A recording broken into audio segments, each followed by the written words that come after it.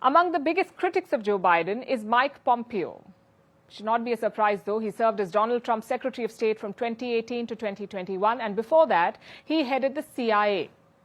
As Secretary, Pompeo brought hawkishness to U.S. policy. He was tough on Iran, lenient to Israel, and clear-headed about China's challenge. He also worked closely with India during this period. Today, we spoke one-on-one with Mike Pompeo, and we discussed the two wars, America's relationship with India, the state of Pakistan and their recent elections, also speculation that he could be Trump's running mate. Here's a small excerpt of that conversation.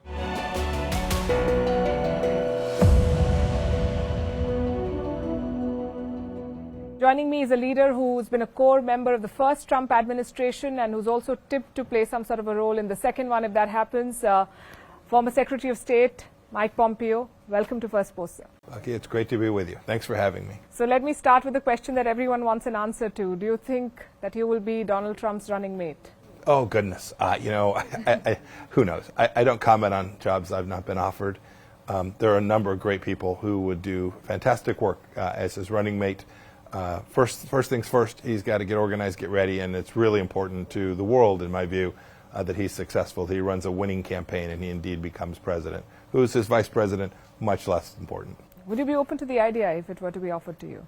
No, I've said many times, if I'm offered a job and I think I can serve America in some way and make an impact, I would absolutely do it. As the former CIA chief and then Secretary of State, I'm sure you also worked closely with the Indian leadership. What was your impression? And those same leaders are still in office, Prime Minister Modi and Minister Jaishankar and the NSA chief.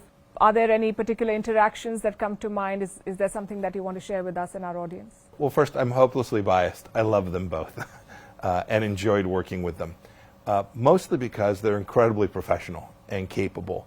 And they put India first. They are diligent about understanding the things that the Indian people need.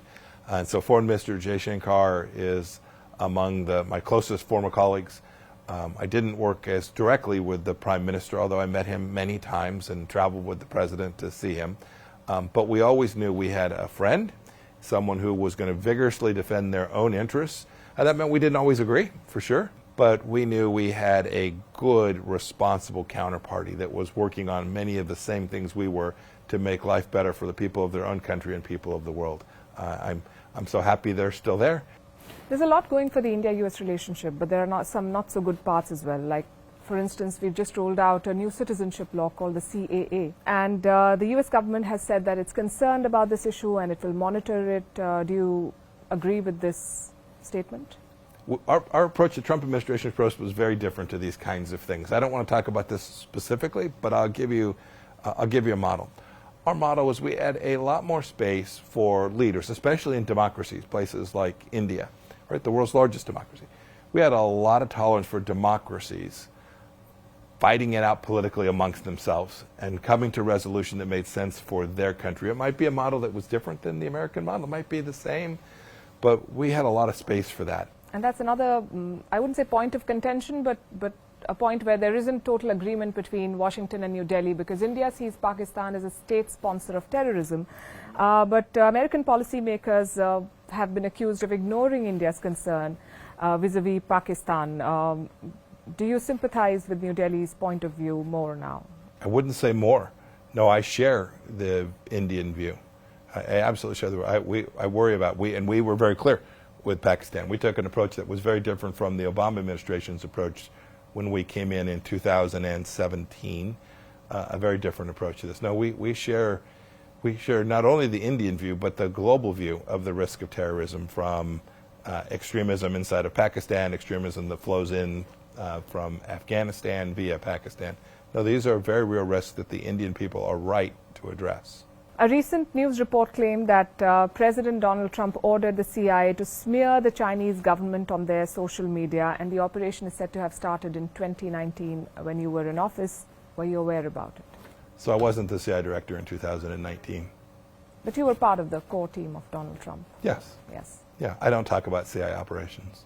Did you know that there was such an operation? That it's out in the public domain? I understand. The New York Times says lots of things. Yeah. Most of it is false and silly. It's a disreputable institution. Absolutely. The other thing is TikTok. It's a big issue in the U.S. election. Yes, you all banned it. Good for you. Yes, we banned it long back, and the rest of the world is now coming to realize what sort of a challenge/threat it poses. It's also a big issue between the U.S. and China, and President Trump wanted to ban it in 2020 as well. The current administration, I think, cannot decide what it wants to do, because on the one hand, they want like a ban. On the other hand, the president is now on TikTok. He has an account because a lot of young people are there. Do you support a nationwide ban in the U.S. on TikTok? In the end, the problem isn't TikTok. The problem is the Chinese Communist Party. And the Chinese Communist Party ought not to have any capacity to shape the minds and beliefs and core understandings of young people in the United States of America. So if you start with that principle, what does that mean? It means they can't run a social media company inside of your country. And so, yes, we should ensure that whatever TikTok is, a bunch of code, an algorithm, a bunch of short little dance videos, whatever it turns out to be, I'm fine with all of that. Knock yourself out. Have an algorithm, have dance videos, but they can't be owned by the People's Liberation Army. Do you hold China responsible for the COVID-19 pandemic, and do you think that the world has done enough to hold it accountable? And if you were to go to be in office again, would you take it up again? So you had two questions. The first answer is yes, and the second one is no. So the first question was, is the Chinese Communist Party responsible for COVID?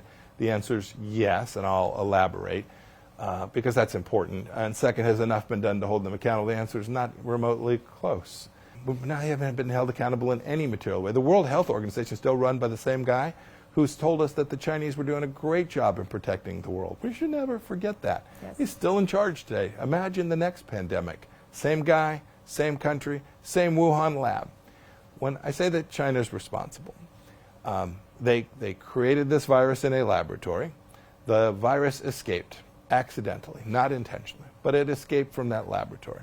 For that, accidents happen. They probably didn't do enough. But in any event, that was not an intentional release. But what was absolutely intentional is everything they did from the moment they became aware that the virus was running around the world, a relatively contagious, relatively lethal virus running around the world. They did everything they could to deny the world the capacity to protect the innocent people who died as a result of this virus.